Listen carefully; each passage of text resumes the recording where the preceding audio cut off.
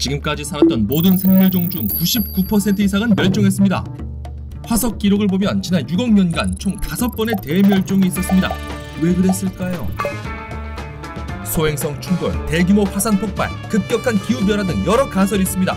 그런데 이런 격변 속에서 지구에 존재하는 이웃집과 아니 생명을 구한 것이 있었습니다. 그것은 바로 구독과 좋아요였습니다. 고생대의 마지막 지질시대인 페른기 그리고 중생대의 시작인 드라이아이스기 경계에서 발생한 대멸종은 전세계 땅덩어리들이 판게아라는 하나의 초대륙으로 뭉쳐있을 때 발생했습니다. 복잡한 생명이 출현한 이래 가장 큰 규모였습니다. 육상 생물종 중 70%, 해양 생물종 중 최대 96%가 이때 멸종했는데요. 대표적으로 바다나리류와 산호, 방추충 등이 사라졌습니다. 당시 초대륙인 판게아가 형성되면서 지질학적으로 엄청난 변화가 발생했는데요. 이로 인해 기후와 환경 또한 변했습니다. 광범위한 화산 활동이 여러 차례 반복됐고요. 지구 표면이 뜨거운 용암 바다로 뒤덮였습니다. 당시 시베리아에서 발생한 대규모 화산 폭발은 100만 년 동안 지속됐는데요. 용암이 반복적으로 흘러나와 현무암층이 겹겹이 쌓이면서 시베리아 트랩을 형성합니다. 당시 격렬한 화산 분화는 대기 중에 막대한 양의 이산화탄소를 내뿜었는데요. 지질학자들은 시베리아 트랩을 만든 마그마에 화산가스가 아주 많이 포함됐을 것으로 추측합니다. 이유는 두 가지인데요. 이 트랩은 지구 내부 깊숙한 곳에서 멘틀 기둥이 솟아오르며 만들어졌습니다.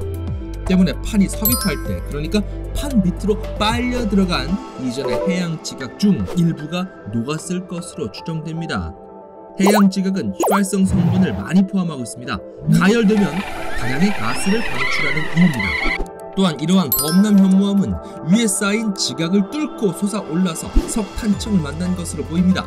이 과정에서 석탄을 가열해 더 많은 가스가 발생하는 것을 분석했습니다. 따라서 시베리아 트랩에서 일어난 화산 분화로 엄청난 양의 화산가스가 발생했습니다. 이는 지구에 온갖 재난을 가져왔죠. 이산화탄소는 지구 온난화를 유발했고 해양을 산성화시켰습니다. 지구 생명체는 황화수소에 중독되거나 산소 부족, 고온 때문에 대규모 멸종의 길로 들어섰습니다. 이후 중생대 트라이아이스기에서 쥐라기가 넘어가는 시점에도 범람 현무암이 생물을 멸종시킵니다. 하지만 쥐라기 이후에 발생한 대규모 범람 현무암 분화는 대멸종을 초래하지 않습니다. 어떤 변수가 나타났던 걸까요?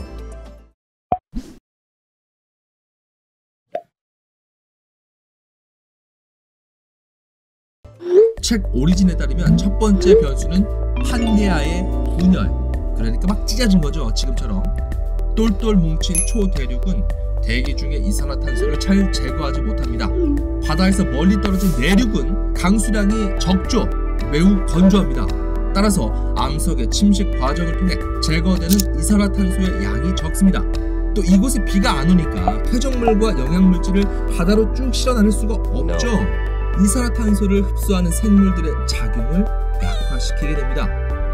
판게아가 분열한 후에는 지구가 이산화탄소를 훨씬 더 효율적으로 제거할 수 있었습니다. 아주 느리게 말이죠.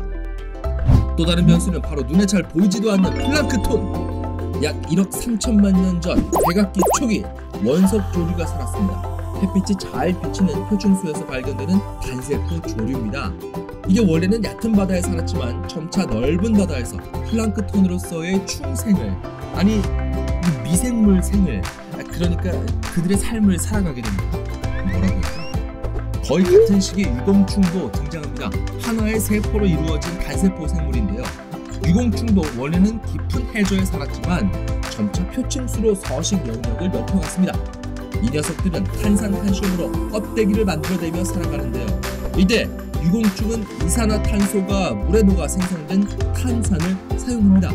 그러다가 유공충과 원석조류가 죽으면 해저 바닥에 가라앉고 석회암이 된 겁니다. 이러면서 지구 대기의 이산화탄소 농도가 꾸준히 감소하게 되는 거죠.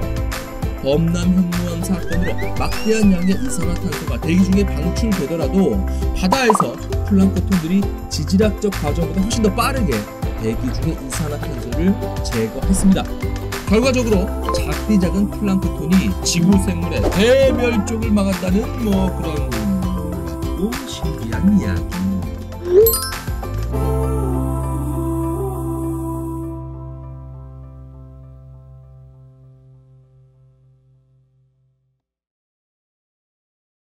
과학 어렵지 않습니다. 영상이 유익하셨다면 구독과 좋아요, 알림 설정 부탁드립니다.